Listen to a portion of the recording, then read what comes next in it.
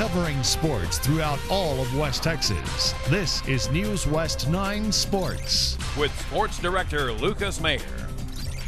I'm coming to you live from Grande Communication Stadium, where the eyes of high school football fans in the state of Texas are glued right here for one of the best rivalries in the entire state. It's the Permian Panthers, it's the Lee Rebels, and it's going down tonight. With an Eagles loss earlier in the day, the Cowboys had a chance to get back on top of the NFC East, but they cannot do it, and the December issues for this team and its quarterback continue.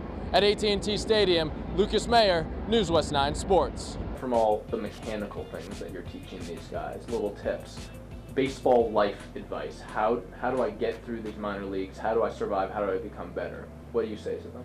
You know, I think it's important to enjoy each day as it comes. While the physicality of MMA is often the main factor driving fan interest, there's also an abundance of mental exercise and preparation that goes into the sport. Merry Christmas, sports fans. There are only a few days left in 2014, so we figured it would be a good time to take a look back. Without further ado, the News West 9 Sports Year in Review. This year he's starting. He's the Dave Campbell's Football Magazine preseason player of the year in this district, also the returning passing leader. Are you feeling a little pressure? Texas Tech is now 1-5 in Big 12 play. They have a bye week and then another tough home test against Oklahoma. At Jones AT&T Stadium, I'm Lucas Mayer, News West 9 Sports. Now we've covered a couple of teams, but hey, that's not all that's going on out here. We got teams all over the Permian Basin starting their seasons. Jumping back to yesterday, because we can do that, right, Andrew? We can turn time back here at News West 9. We're powerful. After going down 21-0 in the first quarter, the Permian Panthers needed to reevaluate their mindset.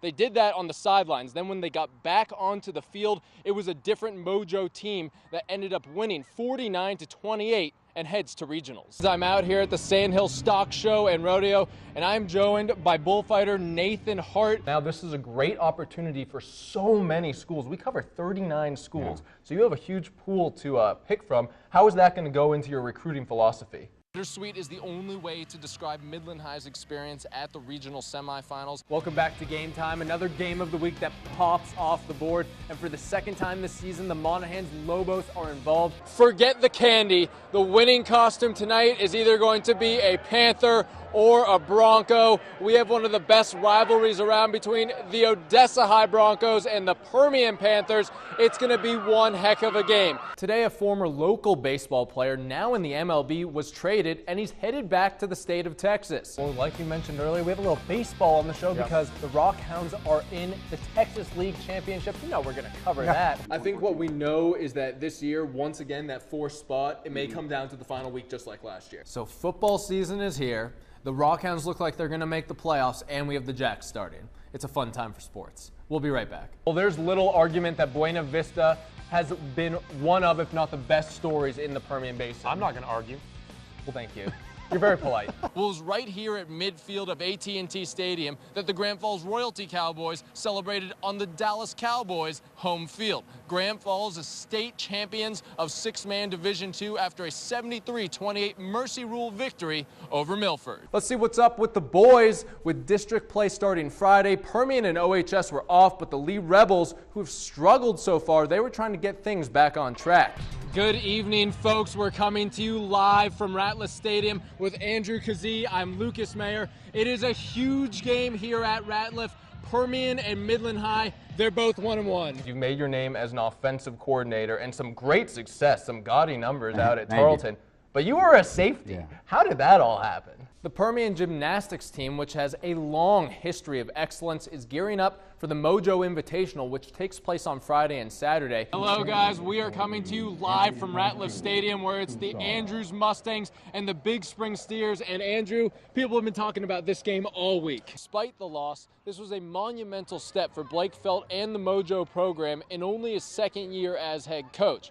Getting to the regional round has raised expectations. At Pennington Field in Bedford, I'm Lucas Mayer, News West 9 Sports. The Midland Rockhounds are back at home. They are beginning a 10-game homestand and 4-game series with Corpus Christi. The Hounds entered the game with a 1-game lead over Frisco for first place in the Texas League South. The Lee Rebels, Andrew, it's a must-win. It is that simple. And they're facing the Abilene High Eagles. Well, we have been spot on with the game of the week in 2014. Every single contest has turned into a game to remember. We expect nothing less in Week 7 when two of the biggest rivals in Texas high school football face off, the Permian Panthers and Lee Rebels. Undoubtedly one of the most amazing comebacks in Mojo history, and for that matter, one of the most amazing playoff games. The ride keeps going for the Permian Panthers. At Lowry Field, Lucas Mayer, News West 9 Sports. It is our News West 9 Game of the Week. This game means so much to both teams and their towns. Andrew stopped Big Spring on 4th down in the opening possession. Now the Mustangs near the goal line. The handoff goes to Taj Kelly. He's in for the score. Missed extra point though. It is 6-0.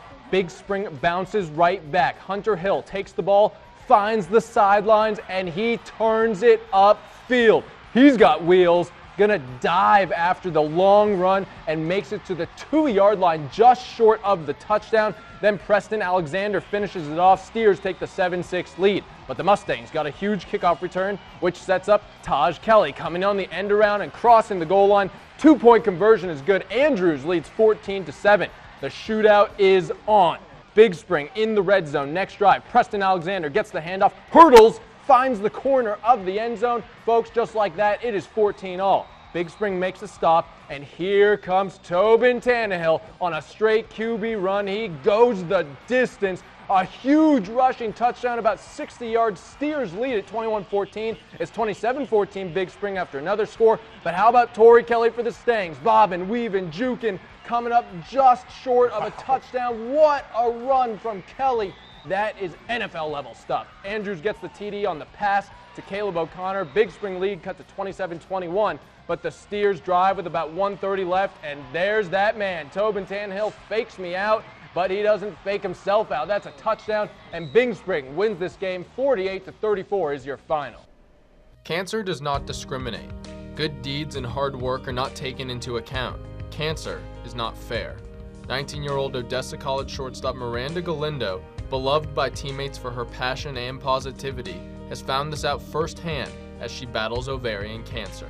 I'd gotten the call like, you have a tumor on your ovary and we need to remove it right away. So in my mind I'm thinking, whoa, like that means surgery, like that means no softball, like I don't want that. Finally they had told me when I'd got home that I had cancer, and so it was like a big shock. Like at first I was angry, like why, like how me, why me, God, like this just seems crazy. Like I do everything right, I feel like how could this happen to me? Invited the girls to come in if they wanted to, and we did a little prayer for her, and then we found out that afternoon that her mother called me actually before Miranda woke up and let me know that they had found some cancer cells. After having surgery to remove the tumor in February, Miranda has been undergoing chemotherapy treatment since late March. Her desire to get back on the field and support from her teammates has been integral in her battle. My teammates, honestly, I couldn't do it without them. They're seriously my family. I just wanted to be strong for her, is all I could really think about. And I knew she was going to be okay. I knew that, God has a plan for everyone, and she knows that. The community has banded together in support of Miranda. Thoughts and prayers have come from many at Odessa College, Miranda's high school, Midland Christian, and beyond. A day in her honor was held to help raise funds. It has been beyond like a huge blessing. Everyone's been so supportive and helpful, and like I couldn't have thanked God for any other better people in my life. Odessa College knows all too well about one of their own fighting cancer. Wranglers baseball player Orlando Collazo is back on the field this season after missing 2013 with Hodgkin's lymphoma. Cuando llegué aquí fue igual. Siempre me apoyaron en todo lo que ellos podían. Y nada, los compañeros de equipo siempre estuvieron ahí, aún los que no me conocían, que llegaron nuevos. There was a bunch of kind things that happened here from our community going back, which I thought was was outstanding because, you know, when one gets touched, we all get touched. And Orlando, much like Miranda, maintained an unflappable, positive attitude while using the goal of returning to the field as motivation. And he hasn't used it as an excuse or as a crutch. He's been the same Orlando, which is outstanding. He's moving on with his life. He's going to go forward. Que va a ser difícil, pero que luche cuando se sienta que no puede más. Solo piense en sus familiares y por volver a jugar softball, que pienso yo que es lo más que ella ama. Miranda's fight with cancer rages on. The effects of chemotherapy have taken their toll, but the Wrangler shortstop keeps pressing forward. This is just part of the fight, like just to stay positive, because I don't know, I like to show everyone that it's going to be okay, and I don't like them to think or feel sorry for me. I guess it's the sports, the competitiveness is, everything is an opportunity to succeed. It's an opportunity for victory. And every time you fall, you have a chance to get back up and rise. And so that's, I think it's expected of her. It takes a special person to overcome cancer, but Miranda has gone a step further, using this experience to inspire those around her and discover a new inner strength.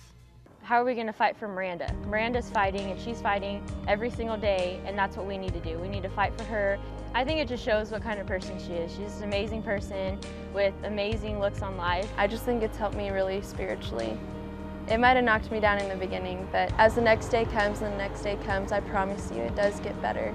And so it's just something to look forward to. Like when you are better, it's something you can look back and say, like, it's done. Yeah,